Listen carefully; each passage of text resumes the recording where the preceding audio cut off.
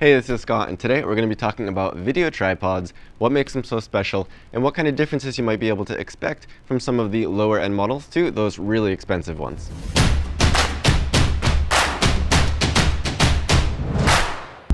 So the price on video tripods can range from relatively affordable to extremely expensive, and a lot of people that haven't had experience with video tripods just yet might not understand why they're so expensive and what makes them so different from just a standard tripod. Today I'm going to be using this TERIS TS-N6, which is a very affordable but a very high performing video tripod, to show you some of these points that I'm going to be talking about. So basically, when you're talking about video tripods, there are going to be a couple of points which are going to be the things that you're going to want to look at when you're deciding which one is going to be the one for you. Counterbalance is one of the main things that I think makes a good tripod so good.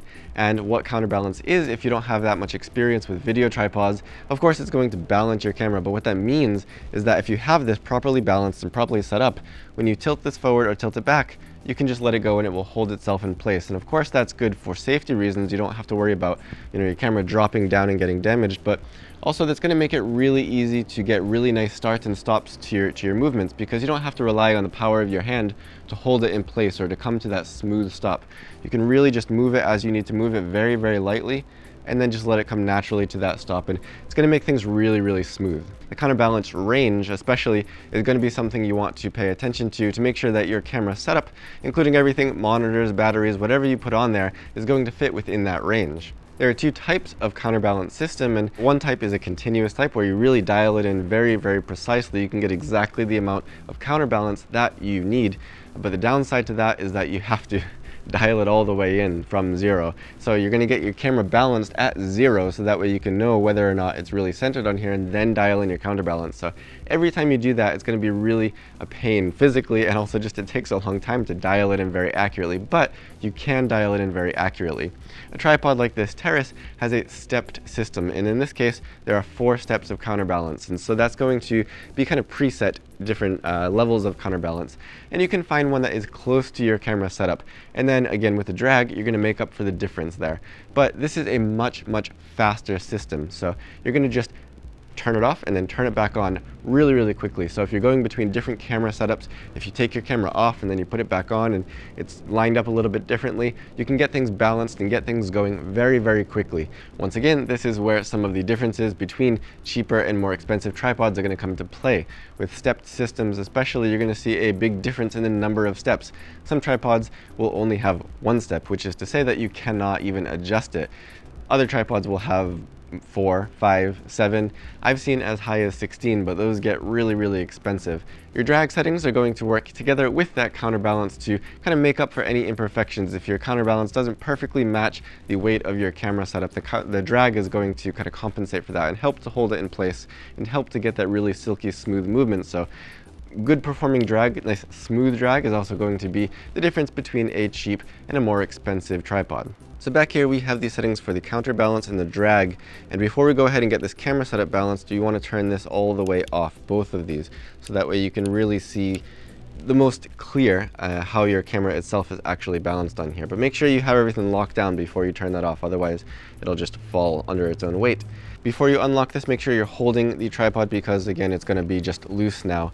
And with this tripod in particular, you have this little lever under here that you're going to loosen, and this whole top plate is going to slide back and forth, as you can see here. And that's going to be how you find your balance. So if I have it, let's say just around here, you can see it's falling forwards. If I slide it back too far, it's going to be falling backwards. So you just want to find exactly where it's pretty much balanced right in the center there. That looks pretty much good for me. And then we're going to lock that down in that position. If you have a tripod system with a sliding plate, it's going to be the same process, just by sliding the plate back and forth until you find that balance. So now that we have this pretty much balanced, we're going to dial in that counterbalance, and I'm going to go all the way up to the max for now, just to show you if you have it too strong, it's going to spring back up on you, and that's too heavy. If you have it too low, this is still going to be falling under its own weight. So you want to find exactly the right balance, or the closest possible. So for me, this is pretty much holding itself in place right now for the most part. So we're going to go ahead and leave it at that, which on this particular tripod right now is set at 3 for the counterbalance level. After that, again, like I said, to compensate for the difference, you're going to want to dial in your drag. And I'm just going to go ahead and put that at 4 right now, because I like it to be heavy. And you can see that now it's holding itself in place very, very nicely. Finally, down here we have one more ring that's very similar to this one, and this is going to be the drag in this panning position. So you can have it very loose if you want to get faster movements, or very tight, I guess you could say, but again, it's very smooth, but this is going to be for a lot more control.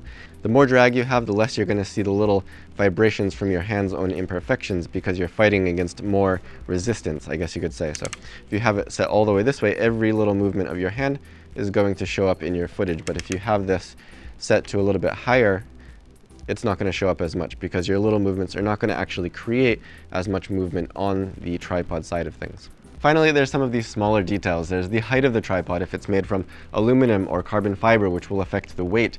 On some new tripods, like this TERIS, for example, you have a quick lock system, which makes it a lot easier to make higher and lower than some of the other tripods, which you have so many different locks you have to fidget with on the middle and the bottom. This is only in the middle. This middle lock here will unlock both sections as it extends higher and higher, which is really a huge thing for me. It's a small detail, but it makes it so much easier to switch the heights between different shots, which of course will get you better quality shots, because you're going to get what you really need. But a lot of times tripods will have a lock here and then another lock down on the bottom, and that means that if you want to extend the bottom section of the legs, you have to reach all the way down to these bottom sections, and that's really awkward and really difficult.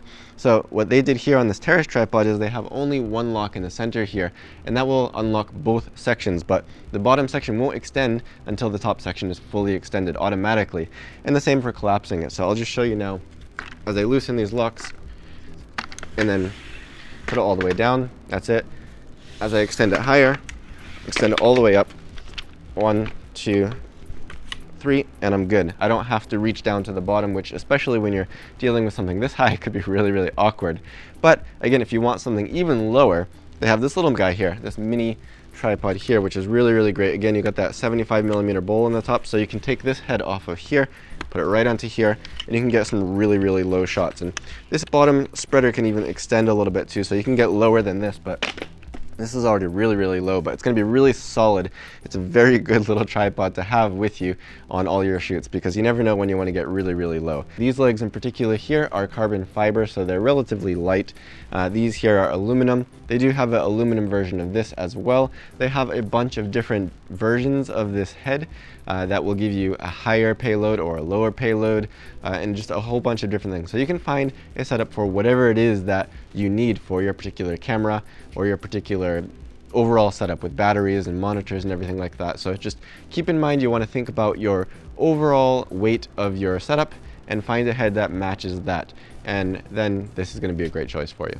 And then there's other details like the bubble level. Is it illuminated or not? And again, that's a small detail. Unfortunately, this TERIS does not have an illuminated bubble level, but some tripods this will be illuminated. Either pushing it here or pushing a little button underneath will make it light up, and that's really useful when you're in a dark situation. This one in particular does not, but still it is there. And you have this lever at the bottom that you can just loosen, and that will allow you to get this tripod, the head of the tripod, actually level, no matter how the legs are set up. So if you're a little bit on uneven ground or the legs are extended at different lengths, you can always find this to be perfectly level, and you're going to have no problem with your actual video footage being uneven. You also want to think about the quick release system. Some tripods use the Manfrotto standard. This one in particular has a drop-in style plate, which is very quick, but it's not going to be compatible with your Manfrotto plate. So if you want to switch back and forth, that's not going to work. However, this is very quick to use, and again, I'll show you that in just a second.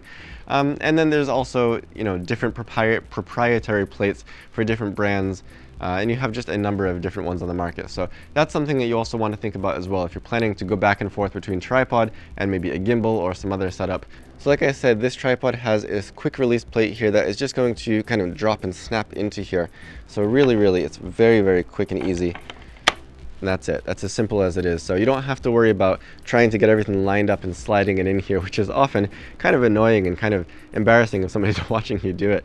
This will just drop in really quick. To take it out, they have this little lever at the back. You just slide it over and take it out. Very quick and easy. If you're doing things like taking this off to get your white balance and then putting it back on, you don't have to remember exactly how this is lined up every time, or you don't have to worry about rebalancing it every time. If you take this off and put it back on, it's going to be in exactly the same spot, so you don't have to go through the whole balancing process every time, and that's a huge help.